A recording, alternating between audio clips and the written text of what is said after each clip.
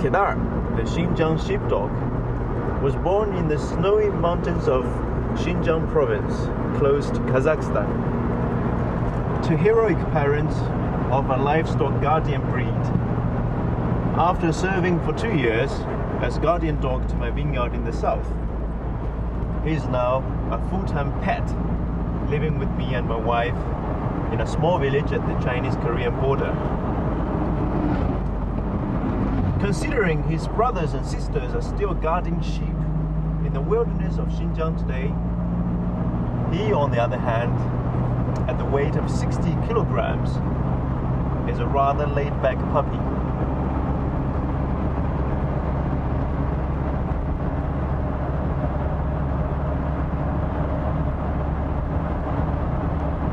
Or maybe too laid back. Sometimes he feels bored.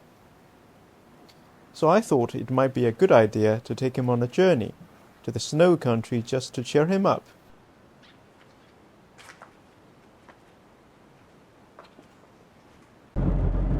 Luckily, I have a friend who lives in exactly the kind of snow country Tidar was born to and had spent his puppyhood in. This friend of mine grows an ice vineyard, and today he's harvesting.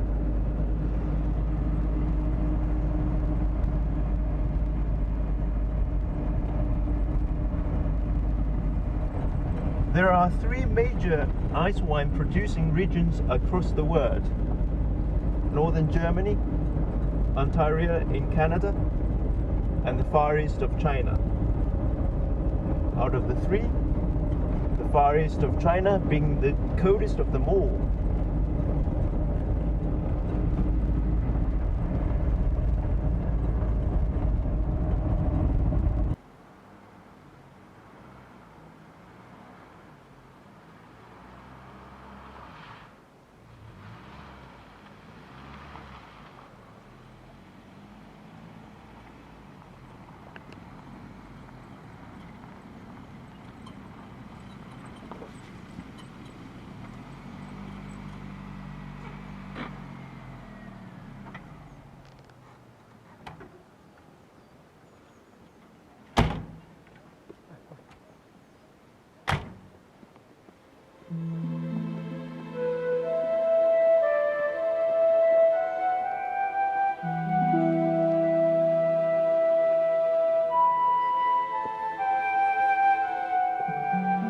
The small city of Jian on the Chinese-North Korean border has 2 faces. The downtown belongs to the modern world, like any well-governed Chinese city, whereas the outskirts is nothing but debris of a Korean dynasty dating back to the 2nd century. Kings, eunuchs, and royal concubines are all gone, but fortresses and pyramids remained to last through millenniums. I am here to visit a local friend, Mr. Luan.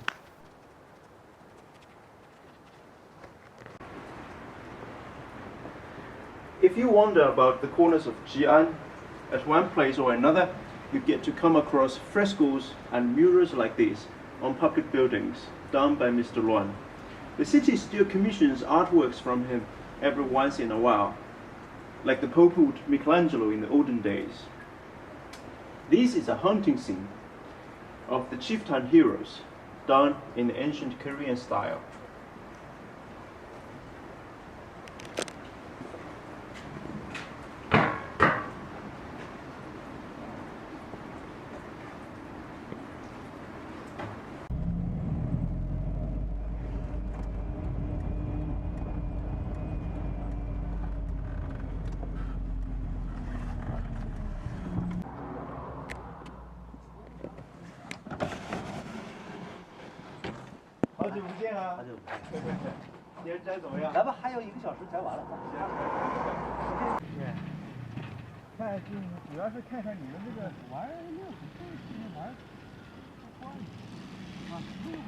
Mr. Luan is a man of many skills, or he is what we call a Renaissance man, well known in his local town. I have seen works of painting, sculpture, and folk architecture by him, all to a remarkable level of eloquence. But above all, he's a man of the icy grapes. 有的葡萄圈太干了不好看，选一选好的。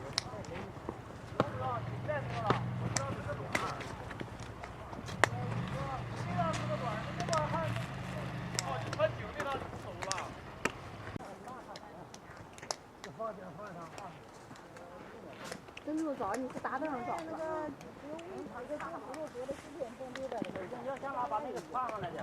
Contrary to popular belief that ice wine is often made of white grapes, the majority of Chinese ice wine is the product of an indigenous red grape varietal, the Beibinhong.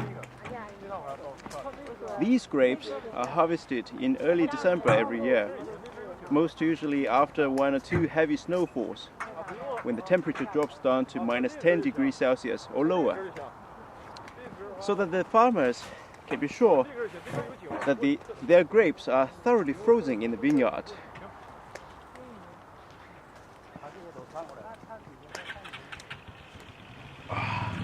Sugary.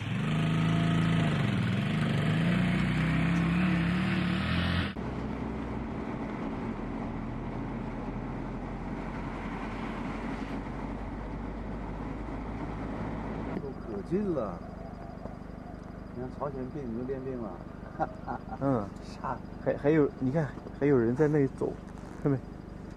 你要是好天的话，门店都告的哈，那边的牛车、马车，那个老式的那个烧炭那个车啊，什么都有，都能看见。好。到白天搁望远镜一瞅啊。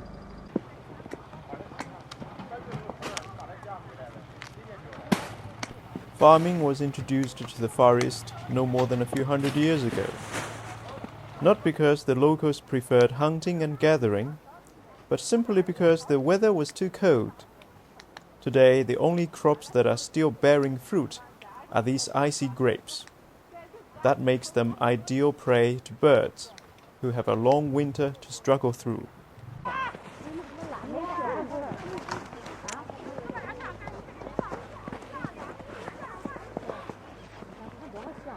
Theoretically, the longer the grapes are left in the field to freeze, the more condensed the sugar and the flavors will be.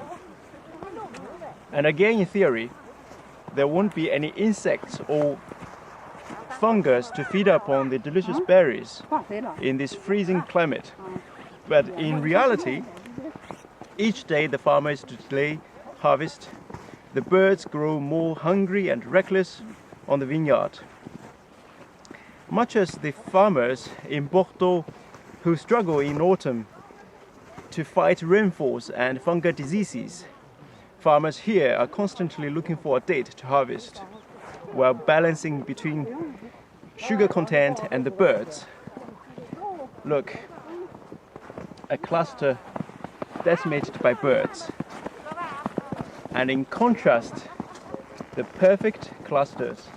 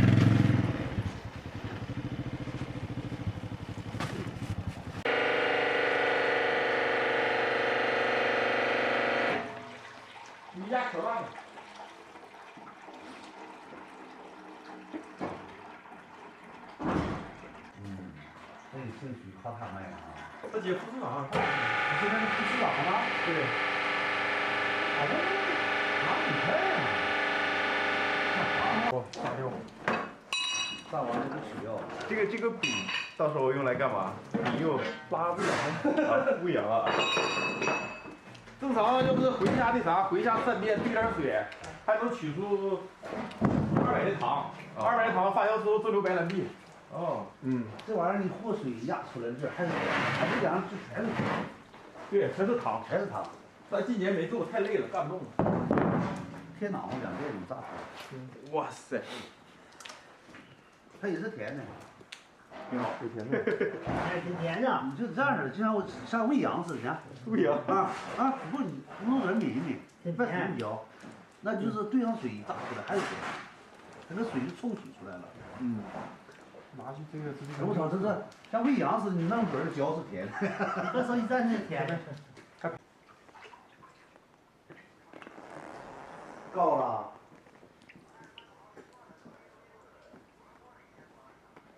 A delayed harvest in December sees grapes thoroughly dehydrated, and pressed juice can have a sugar content of at least 30%. In case that the grapes are frozen, the bricks can reach 35% or higher, which qualifies it for ice wine making. 喝没问题，咱们自己做酒不行。 To make ice wine, first required is a cellar to provide the fermentation climate. 它这个好，它这个葡萄把那个梗脱掉了，全是刃的渣。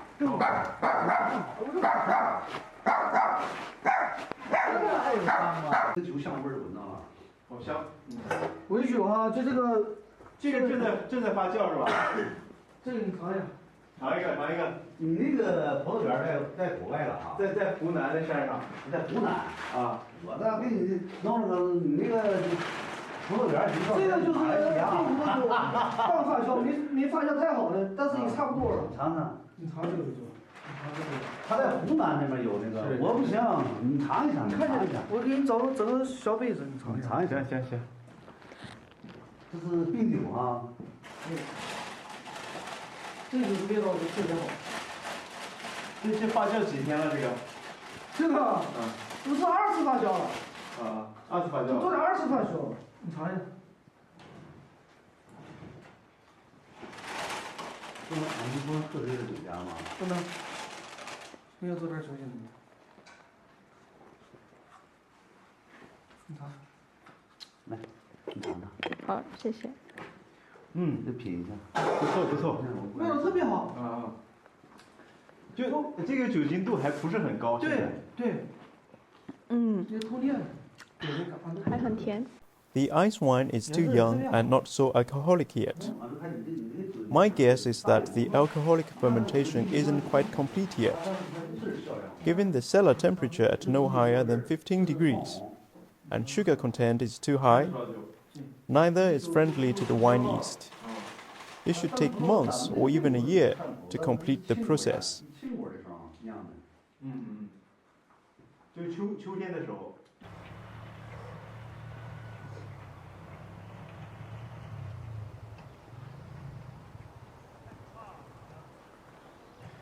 After harvest, the vines are left unprotected like this in the vineyard against the mountains of North Korea in the background to survive the cold winter, at the depth of which temperature can be as low as -30 degrees.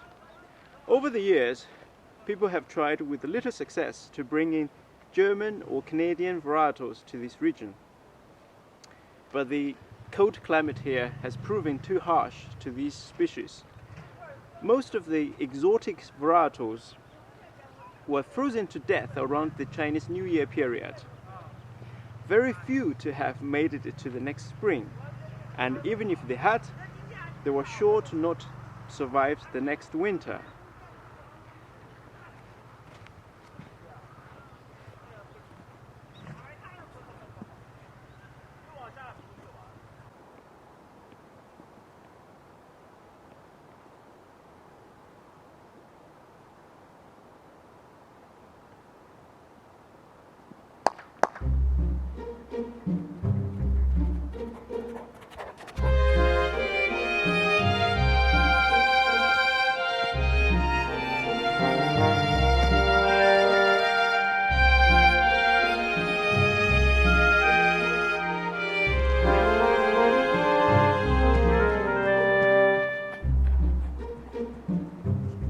And did Teda have a good time?